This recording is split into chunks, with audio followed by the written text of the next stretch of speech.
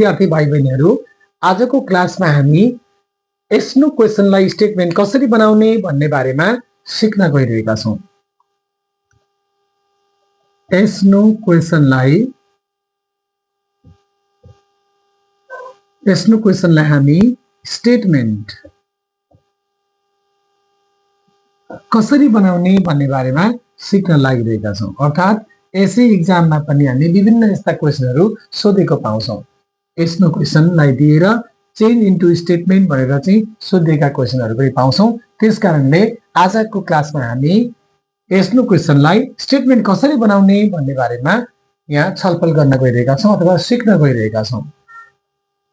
सर्वप्रथम त म तपाईलाई स्ट्रक्चर वाइज अथवा फर्मुला अथवा सूत्र लगाएर चाहिँ तपाईलाई सेन्टेन्स कसरी चेन्ज गर्ने भन्ने बारेमा चाहिँ म तपाईलाई सिकाउन लागिरहेको छु। जस्तै axillary verb plus subject plus verb plus object छ भने यस्तो क्वेसन छ भने यसलाई हामीले स्टेटमेन्ट बनाउँदाखेरि चाहिँ सुरुमा सब्जेक्ट राख्नुपर्छ, अनि प्लस अनि त्यसपछि एक्सिलरी भर्ब राख्नुपर्छ, अनि प्लस भर्ब राख्नुपर्छ, अनि अब्जेक्ट राखेर हामीले चाहिँ फुल स्टप दिनुपर्छ। यसरी जस्तै यदि सेन्टेन्समा एक्सिलरी भर्ब छ भने त्यो एक्सिलरी भर्बलाई सब्जेक्ट भन्दा पछाडिपट्टि राख्ने र अनि त्यसपछि क्रमशः त्यहाँ भएका सबै कुराहरूलाई नै सार्दै हामीले के गर्नुपर्छ त फुल स्टप दिएर हामी यस नो क्वेसनलाई स्टेटमेन्ट बनाउन सक्छौं। एउटा एक्जाम्पलबाट हामी प्रश्न गरौँ। Are they running? एउटा यस नो क्वेसन हो। Are they running? अब यसलाई हामीले स्टेटमेन्टमा लानु छ। त्यस कारणले सुरुमा हामीले सब्जेक्टलाई ल्याउने। सब्जेक्ट के छ त यहाँ दे, अनि त्यस पछाडि एक्सिलरी भर्ब के छ त आर रनिङ, र अहिलेको हामीले क्वेसन मार्कमा हामी के गर्छौं त भन्दा फुल स्टप बनाउँछौं। अर्थात् भने हामी एसभीओ प्याटर्नमा सब्जेक्ट भर्ब अब्जेक्ट प्याटर्नमा हामी लगेर स्टेटमेन्ट बनाउँछौं। अझै एउटा एक्जाम्पल हेरौं। Have they called Ram? एउटा क्वेसन हेरौं। Have they called Ram? अब यसलाई हामीले यसको क्वेसनलाई स्टेटमेन्ट बनाउँदाखेरि सुरुमा सब्जेक्ट राख्ने। सब्जेक्ट के हो त दे, अनि एक्सिलरी भर्ब के छ यहाँ have, अनि called Ram, अनि के भयो त क्वेसन मार्क दियो। यसरी हामीले चाहिँ यदि एक्सिलरी भर्बबाट सुरु भएको सेन्टेन्स छ भने हामी के गर्छौं भन्दाखेरि सुरुमा चाहिँ सब्जेक्ट राख्छौं, अनि एक्सिलरी भर्ब राख्छौं, अनि मेन भर्ब राख्छौं, अनि अब्जेक्ट राख्छौं। यसरी एक्जाम्पलमा डी आन्सर हामी यसरी स्टेटमेन्टलाई यस्तो क्वेसनलाई स्टेटमेन्ट बनाउँछौं। अझै एउटा एक्जाम्पल हेरौं। Will she go to market? एउटा क्वेसन हेरौं। सबभन्दा सुरुमा हामीले सब्जेक्ट ल्याउने सी, अनि एक्सिलरी भर्बलाई राख्ने विल, अनि गो टु के भयो त मार्केट। यसरी हामीले के बनायौं त स्टेटमेन्ट बनायौं। र अब स्टेटमेन्ट बनाउने अर्को तरिका छ।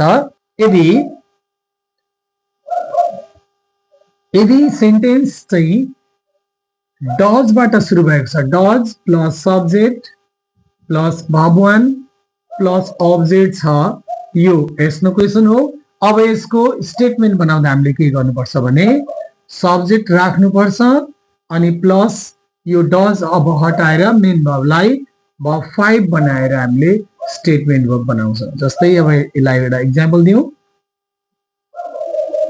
Does Ram eat food? एउटा क्वेसन छ यहाँनिर, डज राम eat food? अब यसलाई हामीले स्टेटमेन्ट बनाउँदा के गर्छौं त भन्दा राम सुरुमा लेख्छौं, त्यसरी हामी यो डजलाई यहाँबाट हटाउँछौं र मेन भर्बलाई हामी के बनाउँछौं त भर्ब 5 बनाउँछौं। Ram eats food, Ram eats food। अब के भयो त भन्दाखेरि स्टेटमेन्ट भयो। अझै एउटा example. Does Gopal sing a song? एउटा क्वेसन यहाँ छ does Gopal sing a song. अब हामी के गर्छौं भने सुरुमा सब्जेक्ट ल्याउँछौं गोपाल,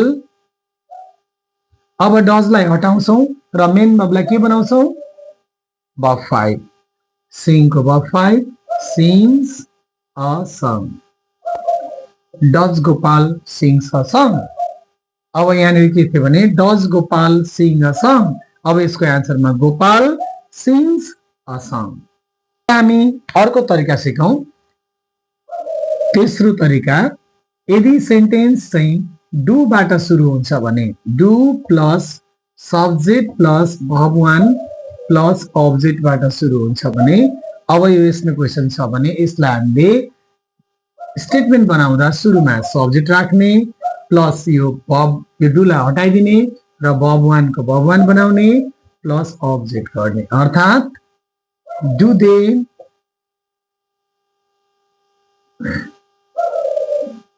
कुक फूड। एउटा क्वेशन छ डु दे कुक फूड। अब यसलाई हामीले स्टेटमेन्ट बनाउँदा के गर्ने त भन्दा they cook food. Do the boys play football. अब यसलाई हामीले यसमा क्वेशन बनाउँदा द बोइज प्ले फुटबल। यसरी हामीले स्टेटमेन्ट बनाउन सक्छौं। अब स्टेटमेन्ट बनाउने हामीसँग अर्को पनि एउटा स्ट्रक्चर छ। 4 नम्बरमा यदि सेन्टेन्स डिड बाट सुरु हुन्छ भने did plus subject plus verb 1 plus object छ भने यसको स्टेटमेन्ट बनाउँदा हामी सुरुमा सब्जेक्ट लेख्छौं अनि प्लस हामी के गर्छौं भन्दा डिडलाई हटाउँछौं र verb लाई टु बनाउँछौं, verb 2 प्लस अब्जेक्ट। अब यसलाई हामीले एक्जाम्पलबाट यसरी क्लियर गरौं। Did she complete her work. एउटा क्वेशन छ। अब यसलाई हामी के गर्छौं भने सुरुमा सब्जेक्ट सार्छौं सी, डिड हटाउँछौं र verb 1 लाई verb 2 बनाउँछौं, completed her work।